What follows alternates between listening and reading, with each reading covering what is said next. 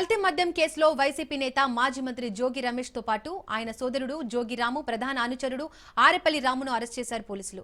Arrest చేసిన అనంతరం Vijayawada SIT office కు తరలించారు. అయితే తనను అక్రమంగా అరెస్ట్ చేశారంటూ ఆరోపించారు జోగి రమేష్. కల్తీ మద్యం ఘటనలో తన ప్రమేయం లేదన్నారు. తనను అరెస్ట్ చేసి రాక్షసానందం పొందాలని అనుకుంటున్నారని విమర్శించారు. మరోవైపు జోగి రమేష్ అరెస్ట్ నేపథ్యంలో ఇబ్రహీంపట్నంలోని ఆయన ఇంటి దగ్గర హై డ్రామా నెలకొంది. ప్రభుత్వం కక్ష సాధింపు చర్యలకు పాల్పడుతోందంటూ నిరసనకు దిగారు వైసీపీ నేతలు కార్యకర్తలు.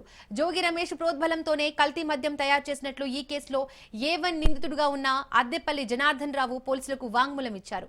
దీంతో ఈ ఉదయం జోగి రమేష్ ఇంటికి వెళ్లిన పోలీసులు అరెస్ట్ చేశారు.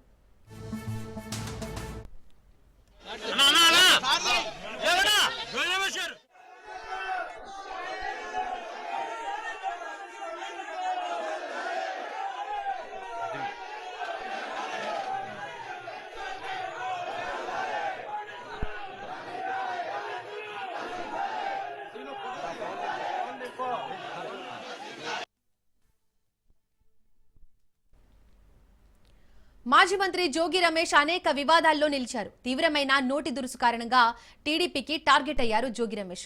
లోకేష్ రెడ్ బుక్ లో టాప్ లో ఉన్న జోగి రమేష్ గతంలో అగ్రిగోల్డ్ భూముల కేసులో అరెస్ట్ అయి జైలుకు వెళ్లారు. వైసీపీ అధికారంలో ఉండగా మంత్రిగా 2.5 ఏళ్లు పనిచేసిన జోగి రమేష్ గతంలో చంద్రబాబు ఇంటి మీదికి వెళ్లి గొడవ చేశారు.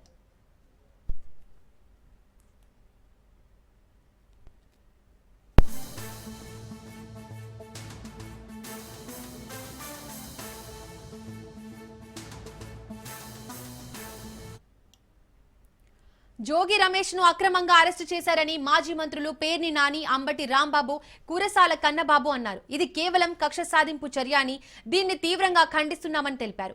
కల్తీ మద్యం కేసులో జోగి రమేష్ ను దురుద్దేశంతోనే ఇరికించారని మండిపడ్డారు.